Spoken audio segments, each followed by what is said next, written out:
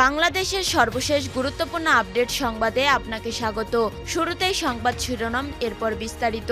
শুরুতেই জানিয়ে দিব, কুষ্টিয়ায় ইউপি চেয়ারম্যানকে গুলি করে হত্যা। কুষ্টিয়ার দৌলতপুর উপজেলার পিলিমনগর ইউনিয়ন পরিষদের ইউপি চেয়ারম্যান ও বিএনপি নেতা মোহাম্মদ নঈম উদ্দিন সেন্টুকে গুলি করে হত্যা করেছে দুর্বৃত্তরা। সোমবার 30 সেপ্টেম্বর সকাল 12টার দিকে এ ঘটনা ঘটে। এরপর জানিয়ে দিব, বিমানবন্দর থেকে ডাকসুর সাবেক ভিপি সুলতান মোহাম্মদ মনসুর আটক। হযরত শাহজালাল আন্তর্জাতিক বিমানবন্দরে ইমিগ্রেশন থেকে ঢাকা বিশ্ববিদ্যালয় কেন্দ্রীয় ছাত্র সংসদের ডাকসু সাবেক ভিপি সুলতান মোহাম্মদ মনসুর আহমেদকে আটক করা হয়েছে। সোমবার 30 সেপ্টেম্বর ভোরে কানাডা থেকে দেশে ফেরার পর বিমানবন্দরে ইমিগ্রেশন থেকে তাকে আটক করা হয়।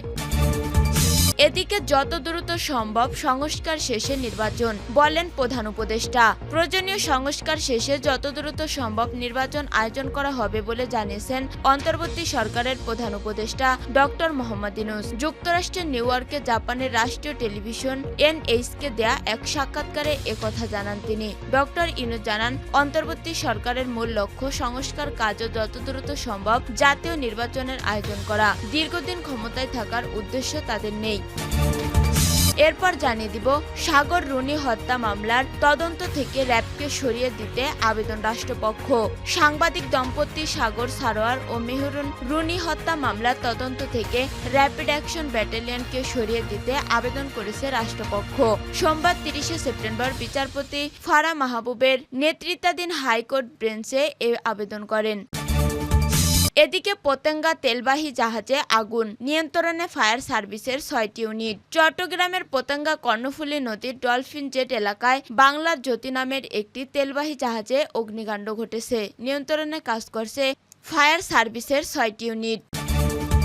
এবং সর্বশেষ জানিয়ে দিব, জয়কে অপহরণ ও হত্যা চেষ্টা, শফিক রেহমানের বিরুদ্ধে গ্রেপ্তারি পরোয়ানা প্রত্যাহার। সজীব ওয়াজেদ জয়কে অপহরণ ও হত্যা চেষ্টা মামলার দণ্ডপ্রাপ্ত সাংবাদিক শফিক রেহমানের বিরুদ্ধে জারি করা গ্রেপ্তারি পরোয়ানা প্রত্যাহার করেছে আদালত। সোমবার 30 সেপ্টেম্বর ঢাকার অতিরিক্ত chief metropolitan magistrate Mohammad Mahbubul হকের আদালতে এই মামলায় সাজার বিরুদ্ধে আপিল দায়েরের শর্তে আত্মসমর্পণ করেন তিনি। প্রিয় দর্শক, এতক্ষণ শুনছিলেন সংবাদ শিরোনাম, এরপর বিস্তারিত।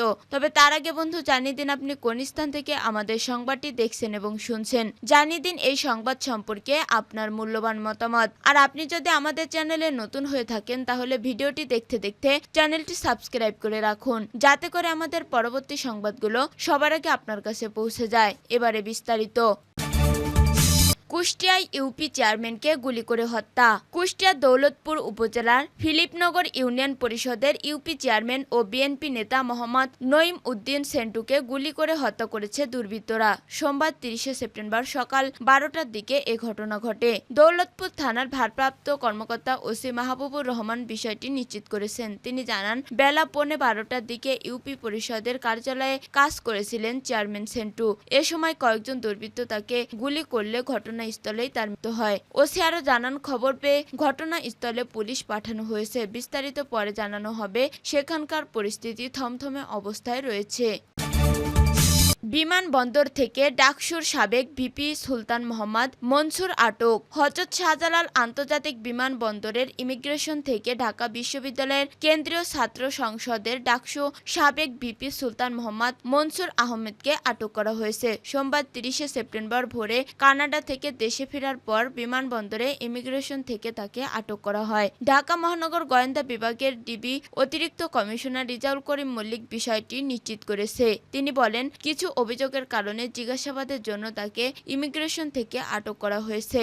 আমরা তাকে জিজ্ঞাসাবাদ করব এবং কোথায় কি অভিযোগ আছে তা যাচাই বাছাই করব।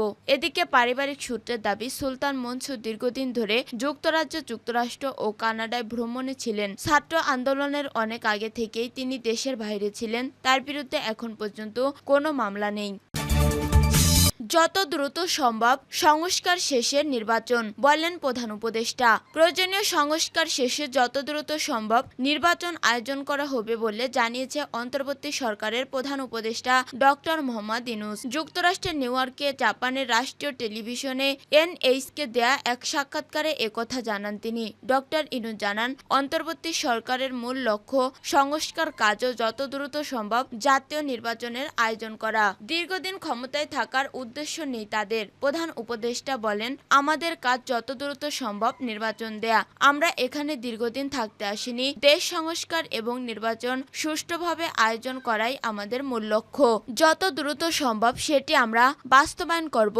ব্যর্থ হবার কোনো সুযোগ নেই অন্তর্বর্তী সরকারের। ছাত্র জনতার গণ অভ্যুত্থানে গত 5ই আগস্ট শেখ হাসিনা সরকারের পতন হয়। এই অভ্যুত্থানে যেসব শিক্ষার্থীরা ভূমিকা রেখেছে তাদের উদ্দেশ্য করে ইউনূস বলেন, তরুণরা সফলভাবে তাদের চাওয়া উপস্থাপন করতে পেরেছে। প্রধান উপদেষ্টা বলেন, তারা জানতো তারা কি চায়, তারা সফলভাবে সেটি উপস্থাপনও করেছে।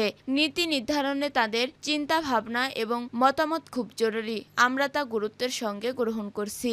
নোবেলজয়ী এই অর্থনীতিবিদ বলেন, দেশের ক্রান্তি লগ্নে জাপানের সহযোগিতা অত্যন্ত গুরুত্বপূর্ণ। বিশেষ করে দেশ পুনর্গঠন ও গণতন্ত্রের ভিত্তি স্থায়ী করার ক্ষেত্রে টোকিওর অংশীদারিত্বের উপর জোর দেন তিনি। সাগর রুনি হত্যা মামলার তদন্ত থেকে র্যাবকে সরিয়ে দিতে আবেদন রাষ্ট্রপক্ষের। সাংবাদিক দম্পতি সাগর সারোয়ার ও মেহেরুন রুনি হত্যার মামলার তদন্ত থেকে র্যাপিড অ্যাকশন ব্যাটালিয়নকে সরিয়ে দিতে আবেদন করেছে রাষ্ট্রপক্ষ। সোমবার 30শে সেপ্টেম্বর বিচারপতি ফারা মাহবুবের নেতৃত্বাধীন হাইকোর্ট বেঞ্চে এই আবেদন করা হয়। একই সঙ্গে স্বরাষ্ট্র মন্ত্রণালয়ের অধীন 3 সদস্যের একটি টাস্কফোর্সকে এই ঘটনার তদন্ত করতে বলা হয়েছে। সোমবারই এ বিষয়ে শুনানি অনুষ্ঠিত হবে।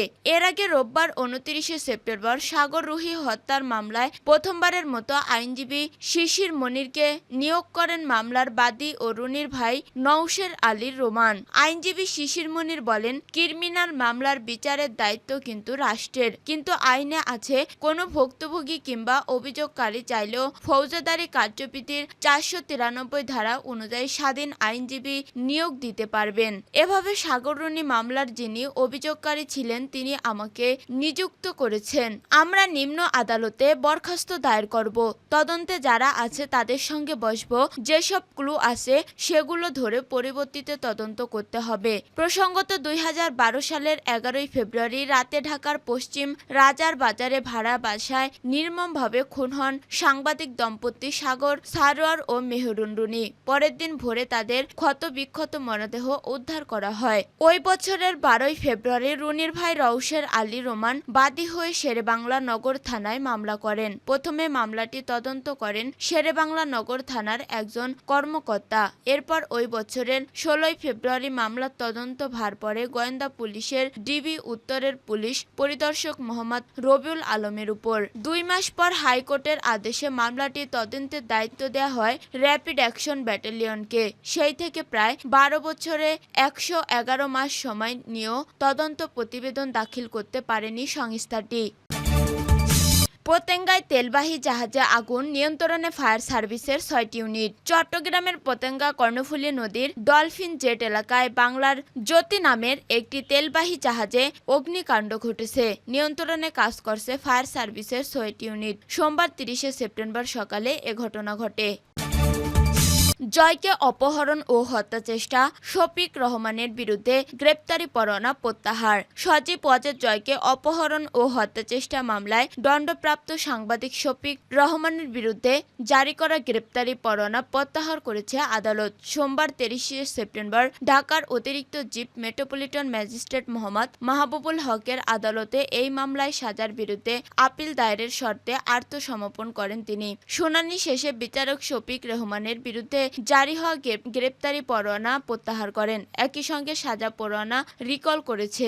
এর আগে সকাল 10টার পর ঢাকা চিফ মেট্রোপলিটন ম্যাজিস্ট্রেট আদালতে আসেন শফিক রহমান। এ সময় তিনি বলেন, জনগণের বাক স্বাধীনতা হরণ করা হয়েছে, আমাদেরও বাক স্বাধীনতা হরণ করা হয়েছে।